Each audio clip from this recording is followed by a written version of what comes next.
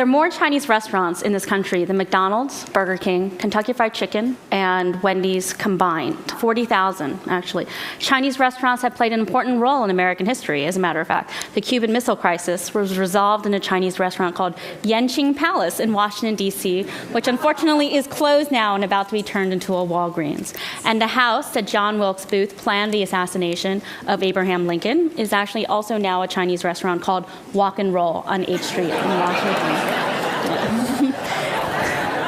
And it's not completely gratuitous because wok and roll, Chinese food and Japanese food, so it kind of works out. And Americans love their Chinese food so much, they've actually brought it into space. NASA, for example, serves thermostabilized sweet and sour pork on its shuttle menu for its astronauts. So let me present the question to you. If our benchmark for Americanness is apple pie, you should ask yourself, how often do you eat apple pie versus how often do you eat Chinese food, right? And if you think about it, a lot of the foods that you think of or we think of or Americans think of as Chinese food are barely recognizable to Chinese. For example, beef with broccoli, egg rolls, General Tso's chicken, fortune cookies, Chop Suey, the takeout boxes. For example, took a whole bunch of fortune cookies back to China, gave them to Chinese to see how they would react.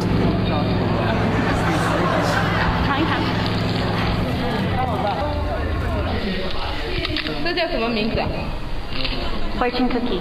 What do you want them to do?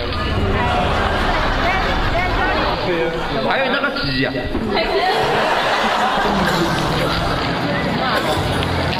什么呢？这是哪？这是什么？你中奖了果子。这是果子。这是什么？是一个庆玉。挺好吃的。So, where are they from? Short answer is actually they're from Japan. In Kyoto, outside, there's still small family-run bakeries that make fortune cookies, as they did over 100 years ago, 30 years before fortune cookies were introduced in the United States. If you see them side by side, there's yellow and brown. Theirs are actually flavored with miso and sesame paste, so they're not as sweet as our version. So how did they get to the United States? Well, the short answer is the Japanese immigrants came over and a bunch of the bakers introduced them, including at least one in Los Angeles and one here in San Francisco called Bien Kyoto, which is on the corner of Sutter and Buchanan. They, back then, actually made fortune cookies using very much the similar kind of irons that we saw back in Kyoto. So the interesting question is, well, how do you go from fortune cookies being something that is Japanese to something that is being Chinese? Well, the short answer is, well, we locked up all the Japanese during World War II, including those that made fortune cookies. So that's the time when the Chinese moved in, kind of saw market opportunity and took over. So fortune cookies, invented by the Japanese, popularized by the Chinese, but ultimately consumed by Americans. They are more American than anything else. Another one of my favorite dishes, General Tso's chicken, which, by the way, in the U.S. Naval Academy is called Admiral Tso's chicken. I love this dish. The original name of my book was actually called The Long March of General Tso, and he has marched very far indeed because he is sweet, he is fried, and he is chicken, all things that Americans love. He has marched so far, actually, that the chef who originally invented the dish doesn't recognize it. He was kind of horrified. 这个也不对。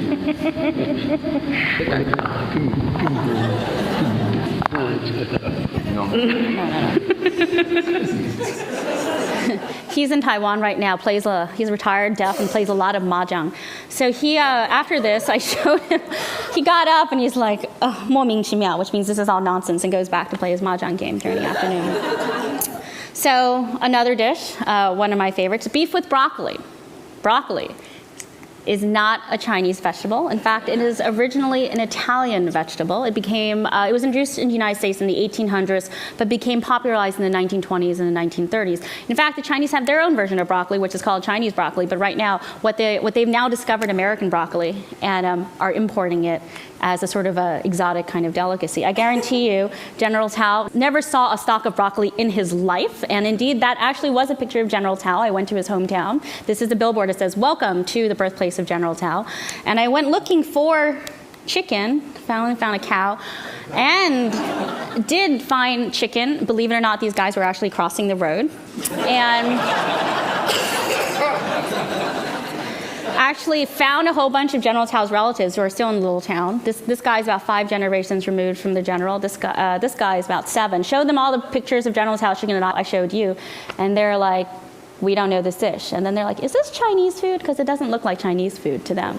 But they weren't kind of surprised I traveled around the world to visit them, because in their eyes, he is, after all, famous Qing Dynasty military hero. He had played an important role in the Taiping Rebellion, which was a war started by a guy who thought he was the son of God and the baby brother of Jesus Christ, and caused the war to kill 20 million people, still the deadliest civil war in the world to this day. So, I realized when I was there, General Tso is kind of a lot like Colonel Sanders in America in that he's known for chicken and not war. But in China, this guy's actually known for war and not chicken. But the granddaddy of all the Chinese American dishes we probably ought to talk about is Chop Suey, which was introduced around the turn of the 20th century. And according to New York Times in 1904, there was an outbreak of Chinese restaurants all over town. And the city has gone Chop Suey mad. So it took about 30 years before the Americans realized that, whoa, Chop Suey is actually not known in China. And as this article points out, the average native of any city in China knows nothing of Chop Suey. Back then it was a way to show that you were sophisticated and cosmopolitan. If you were a guy and you wanted to impress a girl, you could take her out on a Chop Suey date. I like to say Chop Suey is the biggest culinary joke that one culture has ever played on another, because Chop Suey, if you translate into Chinese, means Da Sui, which if you translate back means odds and ends. So these people are going around China asking for Chop Suey, which is sort of like a Japanese guy coming here and saying, I understand you have a very popular dish in your country called leftovers. And it is particularly... right? And not only that, this dish is particularly popular after that holiday you call Thanksgiving. So why and where did Chop Suey come from? Let's go back to the mid-1800s when the Chinese first came to America. Now, back then, the Americans were not clamoring to eat Chinese food. In fact, they saw these people who landed at their shores as alien. These people weren't eating dogs, they were eating cats. If they weren't eating cats, they were eating rats. In fact, the New York Times, my esteemed employer, in 1883 ran an article that asked, do the Chinese eat rats? Not the most PC question to be asked of today, but if you kind of look at the popular imagery of the time, not so outlandish. This is actually a real advertisement for rat poison from the late 1800s. And if you see under the word clear, it's very small, it says they must go, which refers not only to the rats, but to the Chinese in their midst. Because the way that the food was perceived was that these people who ate foods that are different from us must be different from us. And another way that you saw this sort of antipathy towards the Chinese is through documents like this. This is actually in the Library of Congress. It is a pamphlet published by Samuel Gompers, hero of our American labor movement. And it's called Some Reason for Chinese Exclusion, Meat versus Rice. American Manhood Against Asiatic Coolism, which still survive. And it basically made the argument that Chinese men who ate rice would necessarily bring down the standard of living for American men who ate meat. And as a matter of fact, then, this is one of the reasons why we must exclude them from this country. So sentiments like these, the Chinese Exclusion Act was sort of passed between 1882 and 1882 and 1902, the only time in American history when a group was specifically excluded for its national origin or ethnicity. So in a way, because the Chinese were attacked, Chop Suey was created as a defense mechanism. Now, who came up with the idea of Chop Suey? There's a lot of different mysteries, a lot of different legends, but of the ones that I found that I thought was most interesting is this article from 1904. Chinese guy named Leng Sen shows up in Chinatown, New York City and says, I want you guys all to stop making Chop Suey because I am the original creator and sole proprietor of the dish known as Chop Suey. And the way that he tells it, there was a guy, there was a famous Chinese diplomat that showed up. And he was told to make a dish that looked very popular and could, quote, pass as Chinese. And as he said, we would never print this today, but basically the American man has become very rich. Lem Sang, who's this guy, I would have made this money too, but I spent all this time looking for the American man who stole my recipe. Now I've come and found him, and I want my recipe back, and I want everyone to stop making Chop Suey or pay me for the right to do the same. So it was an early exercise of intellectual property rights. So the thing is, this kind of idea of Chinese American food doesn't exist only in America. In fact, if you think about it, Chinese food is the most pervasive food on the planet. It's served on all 7 continents, even Antarctica. because Monday night is Chinese food night at McMurdo Station, which is the main scientific station in Antarctica. So you see different varieties of Chinese food. For example, there is French Chinese food, where they serve salt and pepper frog legs. There is Italian Chinese food where they don't have fortune cookies, so they serve fried gelato. My downstairs neighbor, Alessandra, was completely shocked when I told her, dude, fried gelato is not Chinese. She's like, it's not, but they serve it in all the Chinese restaurants in Italy. Right? And even the Brits have their own version. This is a dish called crispy shredded beef, which has a lot of crisp, a lot of shred, and not a lot of beef. There is West Indian Chinese food, there's Jamaican Chinese food, there is Middle Eastern Chinese food, there's Mauritian Chinese food. This is a dish called Magic Bowl that I discovered. There's Indian Chinese food, Korean Chinese food, Japanese Chinese food.